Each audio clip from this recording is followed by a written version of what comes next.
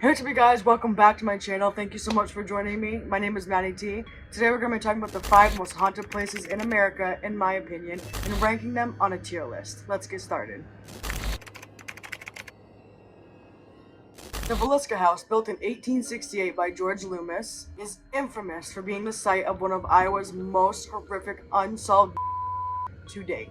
In 1903, Josiah Moore and his family, which included his wife, Sarah, and their 4 children, moved into the Villisca House, where they lived for 9 long years. On the evening of June 9th in 1912, the family went to a church service that was late at night, and they also brought with them on their way home 2 of their daughter's friends, Ina and Lena Stillinger. They returned home around 9:30 p.m. However, the family went to bed unaware that the was lurking in the attic, waiting for the right moment to strike. Around midnight, the assailant attacked the Moore family, using only an axe, beginning with Josiah and Sarah, and then moving on to the 4 children in the bedroom next to them. And then after the assailant was done with them, he moved on to the downstairs room where the 2 young friends, Ina and Lena, were staying over, and began to them as well. The savagely bludgeoned them to death, sometimes using the rear side of the axe versus the sharp side.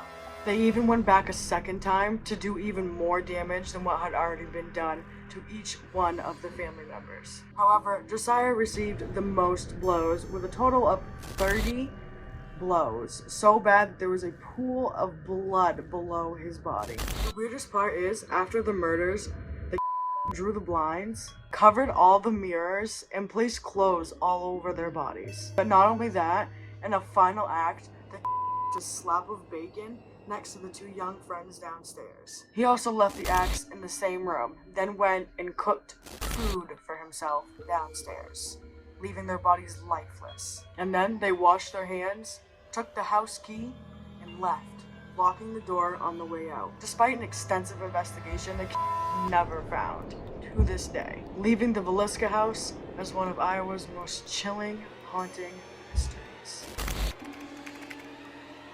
The paranormal aspect of the house was investigated by yours truly here on YouTube, Sam and Kobe, along with a ton of other investigators, including the Ghost Adventures crew. Reports of eerie sounds of children playing, footsteps, and mysterious voices haunted every investigator that stepped foot in that house. Some people even claim to hear faint cries or screams of the victims, particularly in the upstairs bedroom where the children had unfortunately been, but also reports of cold spots, unexplainable shadows, objects moving, and paranormal equipment responding to the questions, leaving people to believe that the family still haunts the house to this day. What do you think? In my opinion, it really doesn't get any more savage than this. It's not okay, and no, I'm not using savage as a slang term. I mean it as malicious intent. This is absolutely insane. And even the hauntings speak for themselves. If you've seen any of the videos, I'll link Sam and Kobe's below. We'll put that up on the list and see where the rest of them lie. The Whaley House, completed in 1856 by Thomas Whaley, in San Diego, California. This house was a grand 2-story Greek home, constructed with bricks that came from Whaley's own brickyard, furnished with mahogany furniture, Russell carpets, and damask drapes. This house was celebrated as a marvel of its time, earning praise as the finest home in Southern California. But it wasn't just the Whaley's house. It became a vital community center, housing San Diego's first commercial theater, county courthouse, and a general store. It was also at the heart of a heated battle between Old Town and Noontown residents, when county offices and records were moved, shifting the city's focus to Newtown in 1871. The family endured a lot of sorrow. However, the one that sticks out the most would be their own daughter's suicide. Violet Whaley. After she committed suicide, Thomas Whaley decided to relocate his family to a brand new home. After years of neglect, Francis Whaley, their son, decided to restore it, keeping its history intact, sharing all of its stories with the visitors. The Whaley House is now renowned as a historical landmark, but also one of America's most haunted homes, attracting visitors intrigued by its paranormal lore and rich history. Tragedy haunted the Whaley House from very early on. Shortly after the Whaleys moved in, the family heard ghostly footsteps, believed to be Yankee Jim Robinson, a convicted thief who was hung on the property, where the house was built over. Some visitors often recount unsettling footstep noises, eerie sounds, sightings of apparitions, further adding to the mystique surrounding the Whaley House. People believe that it could be their daughter, Violet Whaley, or it could be Yankee Rim Jobbins, two people who unfortunately lost their lives in this house or right before this house was built on the same property. Whether you're a skeptic or a believer, these tales of this haunting and this historical landmark make it even more interesting to want to explore. As far as the Whaley House goes, there have been some really unsettling things that have happened there. I believe FaZe Rug visited there. I will drop his link to his video in the description as well if you want to watch him investigating there. On a tier list, I would say I'd have to give this a B. It's pretty scary if you've seen the evidence. However, I just think some things are just a little bit more intriguing. Let's find out what's next. The Winchester House in San Jose, California is massive. It's a mysterious mansion with a unique history surrounding it. It was built by Sarah Winchester, the widow of William Winchester. William Winchester was heir to the Winchester Arms fortune. However, Sarah was the last Winchester to live in this house. After the devastating deaths of her infant daughter in 1866 and her husband, William, in 1881, Sarah was deeply grieving. Legend says she sought advice from a spiritualist who claimed her family was cursed by the spirits killed using the Winchester firearm. To avoid their wrath, Sarah was told to build a house and to never stop building it. Following that advice, she began construction in 1884, and construction continued without interruption for 38 long years. It only stopped because of Sarah Winchester's passing in 1922. This house grew from a modest 8-room farmhouse into an extraordinary 160-room mansion. That's huge.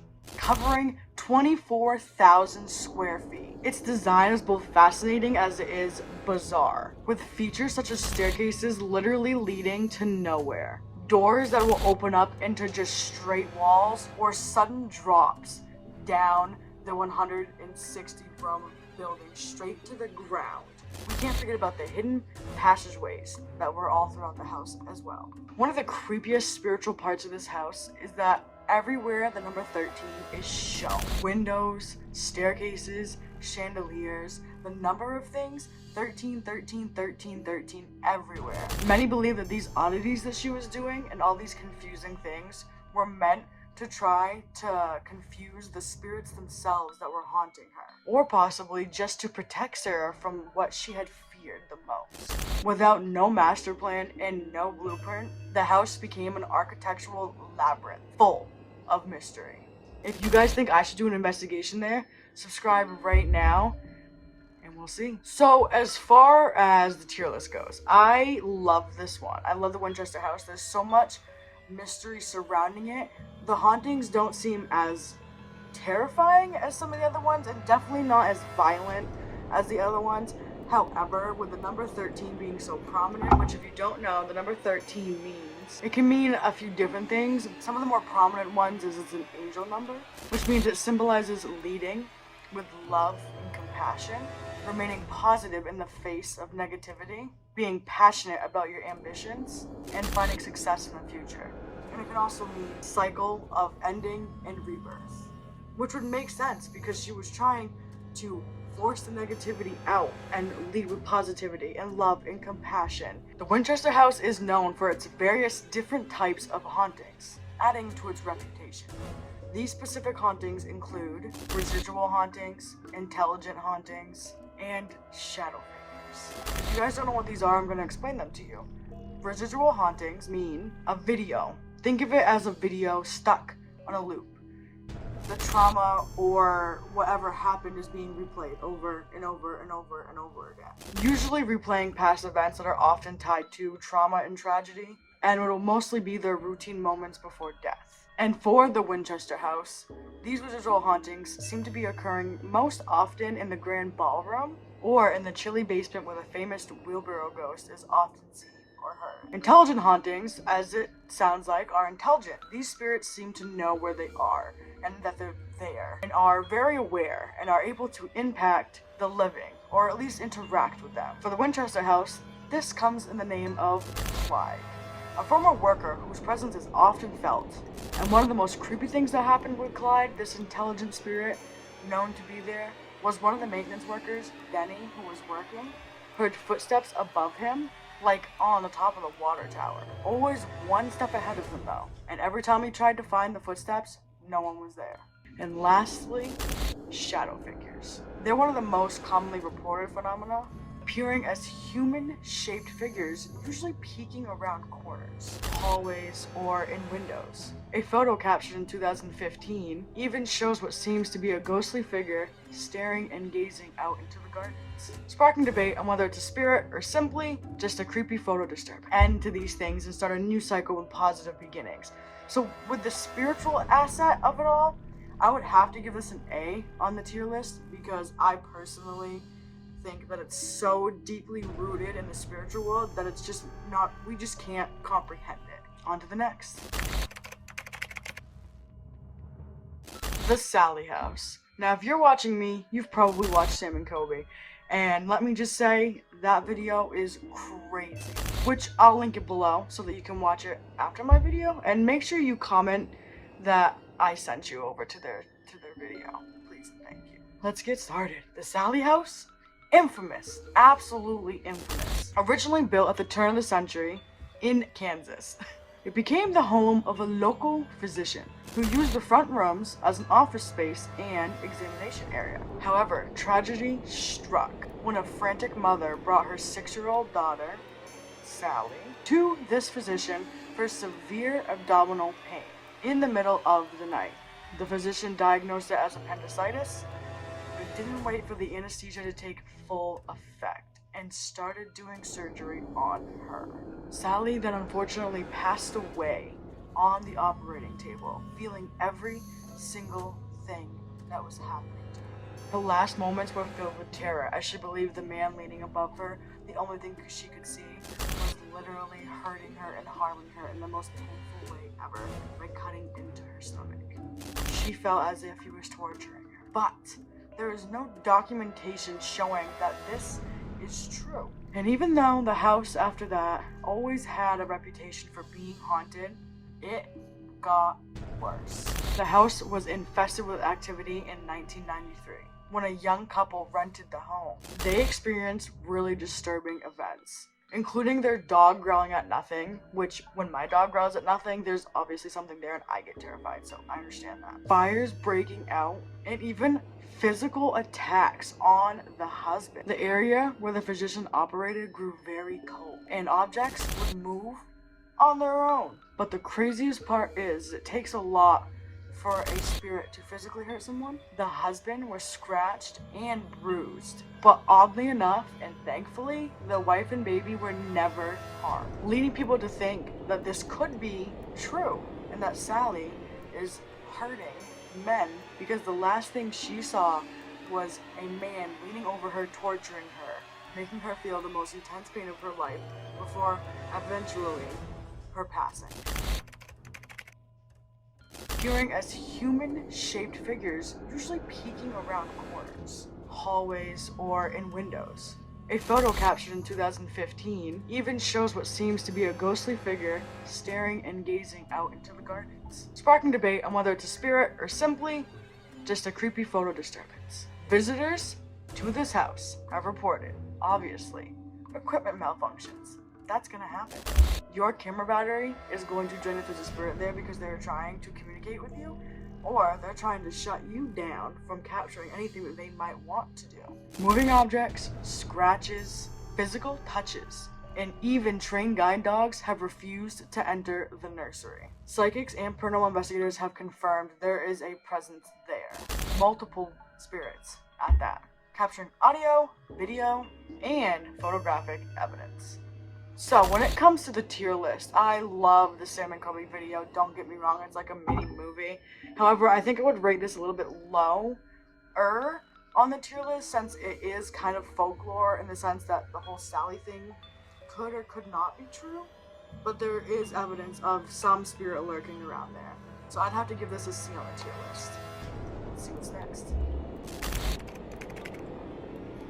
So the last one we're going to be talking about is the Conjuring House. Now I don't need to explain too much, as a lot of people already know, but I'll give you a quick rundown. The Conjuring House, located in Rhode Island, was built in 1736 by the Richardson family, who lived on the property for several generations. This house was a classic example of the colonial architecture, with a large wooden frame, a steep roof, and a spacious layout. It has been home to various families, including the Perrin family, who had one of the most haunting, chilling encounters of all time, which we'll talk about in a little bit. Although the house is known for its significant paranormal activity, it also holds a lot of historical value.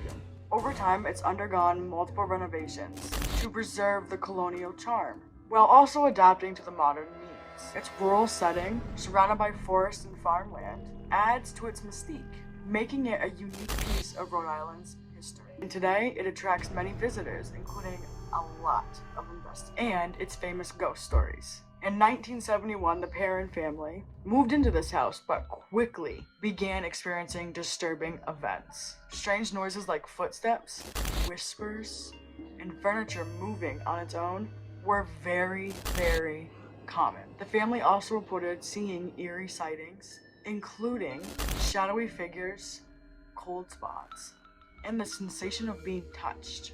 The most terrifying aspect of these hauntings involved the spirit of Bathsheba Sherman, a former resident who was accused of witchcraft, who was believed to be tormenting the family.